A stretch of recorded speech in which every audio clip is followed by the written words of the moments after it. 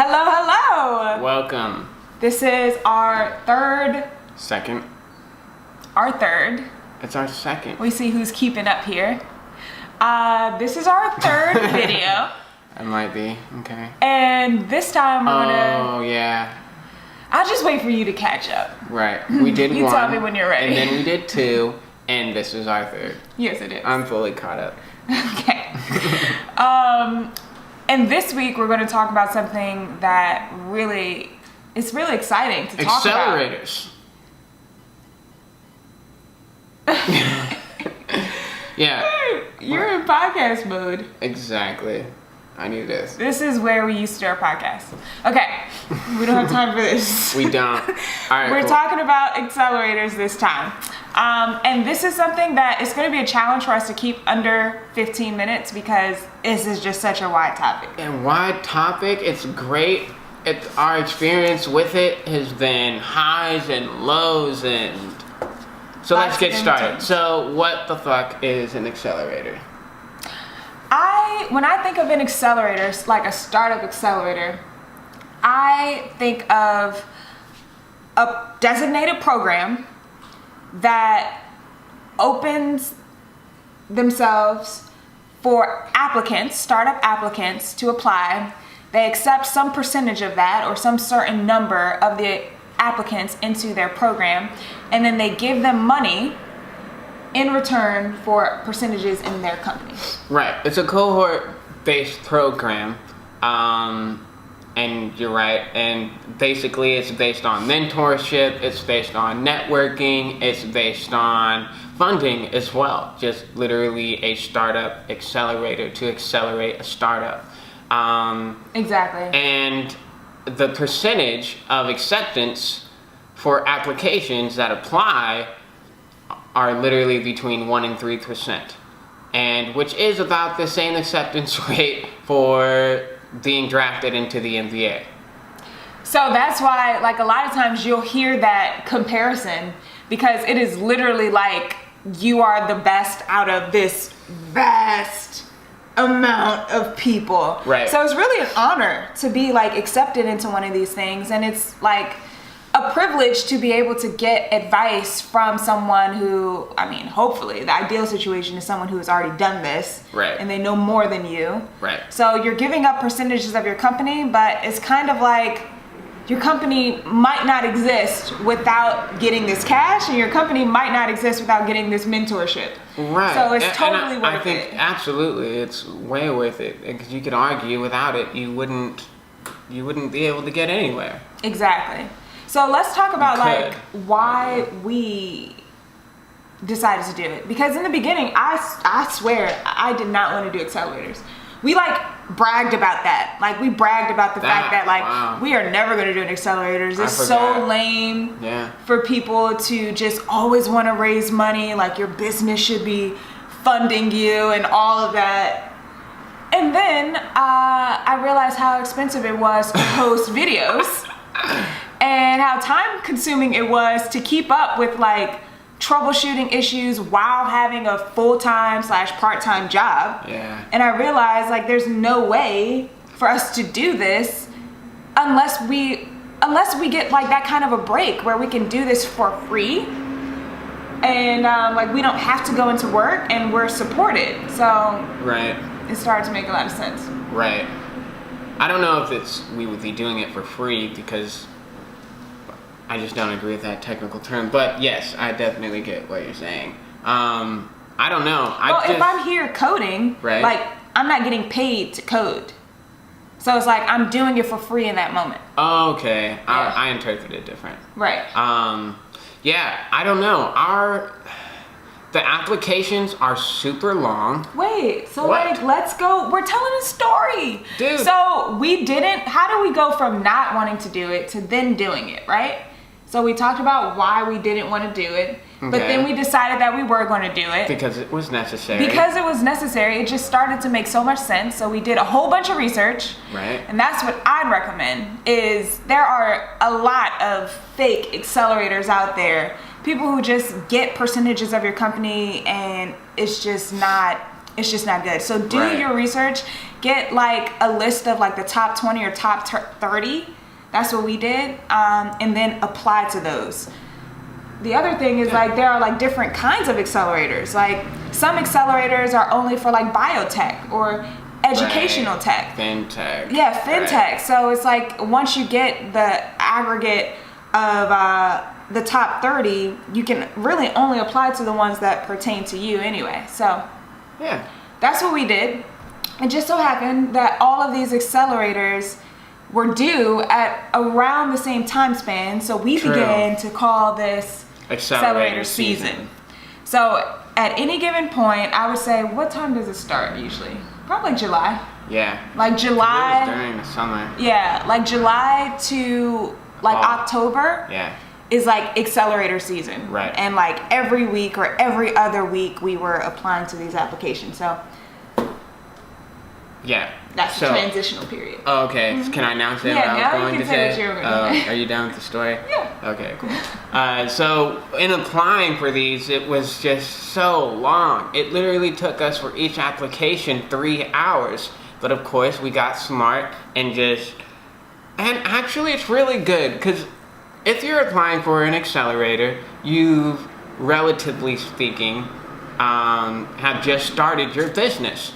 And what a great tool to really hone in use on the accelerator application as a means of questioning your own understanding of your business. It was huge. Like us applying to accelerators took our business and our company and our idea just to the next level. Just apply. Who cares if you get accepted? Yeah. Like that will give you enough value in and of itself. Completely. Because especially if you've just begun. Because what it ended up doing was we started, like based on the questions, you can see what is it that they're looking for. Like if one of the questions is like, how much revenue have you made? You know that this is an accelerator that is looking for revenue versus one where the question might be, have you made any revenue yet? True. So you can kind of look at all of the questions and after you apply, what they're actually looking for. And after you apply to so many, you get a good understanding of what all of them are generally looking for. Right. And now you can kind of tailor your business to fit that model. Right. And in doing that, it helps you to think about your startup in a different way. Right. Absolutely. So like for instance, one of the questions that we have learned a lot from, probably the most from, is all of these accelerators want to know like your past history. Like they want to know what makes you qualified to do what you're saying you're going to do. And for me and Ty, like we have a bunch of general knowledge, but just seeing that question on all of these accelerators really influenced us to say, well, let's, like Ty, for instance, let's get a nano degree. Right. Let's get you some experience with other startups doing operations. Right. And for me, like, all right, let's actually get a UX certification. Right. And let's have me do other projects and freelance a little bit so that I can know a little bit more about this like specific area as opposed to like just general knowledge.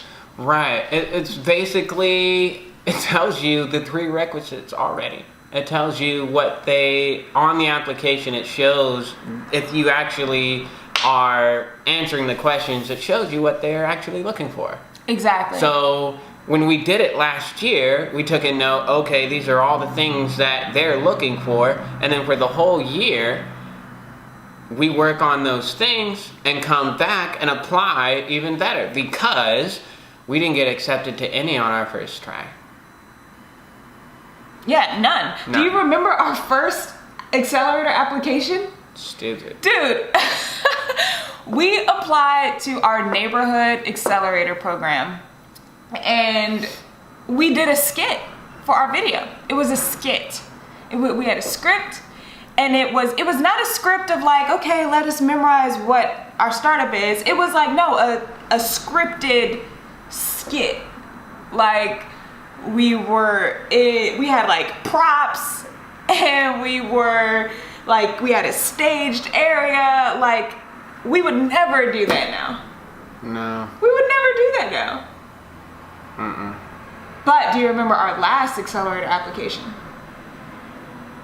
Not in particular. It was YC. Oh, yeah, sure.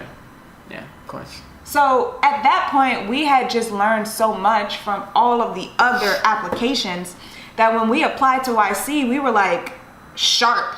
Yeah, we were really sharp. I mean, you could just see the transition of doing those. You could just see we just got better. Yeah. And of course, because anything that you do repeatedly over time, you'll get better and find, the most efficient way of executing things. And it's interesting, out of all the ones, well, one, we didn't get accepted into any.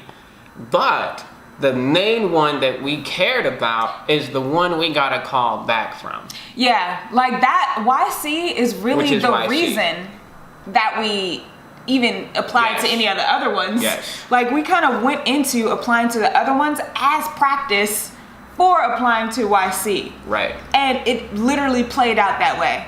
Like we really did learn a lot in applying to all of those other accelerators. Absolutely. But we had just gotten so many rejections that by the time we were applying to YC, we were like, there's no way we're gonna get it.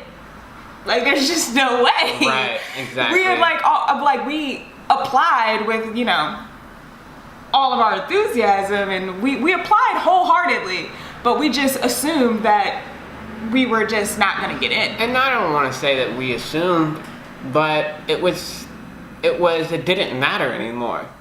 If you keep failing and failing and failing and failing, soon failing doesn't matter. It doesn't, You don't feel it. Like when we applied to our first one, we were like, oh, we're so gonna get in. Exactly. I was like checking my phone all the time, and by the time we got to YC 4 months later, we didn't give a shit. We were like... Because we understood that basically by the end or in the middle of it, we understood that us applying for accelerators last year was a chess move for this year. And yeah, like over that period of time, exactly. we adopted that belief. Absolutely. That we've learned so much that this is probably a wrap this year. Yes, exactly. We're probably not going to get shit this year. But we're going to be so prepared next year. But yes, and you take all that failure and all the knowledge that you gained from failing and then basically compound it to the next year, there's going to be no reason for us not to. Because we've just learned so much and we've prepared for an entire year. Right. So whenever, if you're looking for a job or looking, and this is generally speaking, looking for an accelerator and you're the first timer, what I would do, it's so different. You can't, what I was going to say was that don't even think you're going to get anything and do everything that you can to learn within that year in applying just for learning's sake and use that as leverage for the next year. Yeah, but I can only say that in relationship to our circumstances. That's not true. Yes. Because we've also started doing that with jobs. Yeah. That's actually great advice that I feel like is underutilized, undervalued. Yeah. Because we're planning on moving next winter, and we have already started looking for jobs there and applying to jobs there just to see what are the requirements. And we're assuming, like you're saying, that we're not going to get any of those jobs. But what we are learning is what they're looking for. So by the time that we actually are moving, we're going to be so prepared in just knowing what the prerequisites are to getting this hypothetical position that we're going to have built the skills from now until then so that we can actually solidify getting the position. People only look for jobs when they need a job. It really doesn't make sense. Late. Yeah, it's too late. At that point, late if you're doing that. At that point, you have no time to develop the new skills that you would need for that job. So. Exactly. But I did want to say, what's up? Just really quick, back to YC and how that turned out. So the last accelerator that we applied to was YC. We said, we had already developed the belief that this was all just practice for next year. Right. And out of nowhere, we get this email saying, okay, you got a video conference call. When we need more information. We need from more information YC. From YC. and we were freaking out. Yeah, because that's like the greatest. It's the most prestige accelerator there is. It just took me by surprise. And with that being said, I'm so thankful that happened because, you know, we got on this video call. It was with the freaking founder, someone who I just admire so much. Not the founder, the president. Yeah, the CEO, Michael Siebel. Someone who I just admire so much. Like, that was the first time in my life that I really experienced being starstruck. Really? Yeah. Right. Like, I was talking to him, but it was this weird feeling that I had because it was like I felt like I kind of knew more about him and I already liked this person. It wasn't like I was meeting someone who I felt like I didn't know. It's like I had already grown to like you from watching your YouTube videos and learning more about your story. Right. So it was just it was a different feeling. Right. And we weren't prepared. We were not. We weren't prepared to actually throw down. Yeah, get to the next step at all. So it didn't work out. We didn't do good in that interview. But we learned a lot. We learned a lot in that interview. Yes. 15-minute interview. It felt like 50 seconds. Literally. And we learned so much, and I can't wait for Accelerator season. Like, I'm so pumped for Accelerator season. It's gonna it's gonna be good to see how, again, the knowledge that we compounded through that year be applied this year. Exactly. And that's gonna be dope. And I'm really, there's not really a doubt in my mind. I mean, anything can happen, but there's no reason we shouldn't get into one at all. Hypothetically. You never know. You never know. Yeah. All right, so I think it's time to wrap it up. Cool. We did not successfully get it under 15 minutes. What is it? 17 minutes and 30 seconds. That's fine. That's fine. I think that's a good job. Stay tuned for number 4. Oh, now he knows the number. Now I know.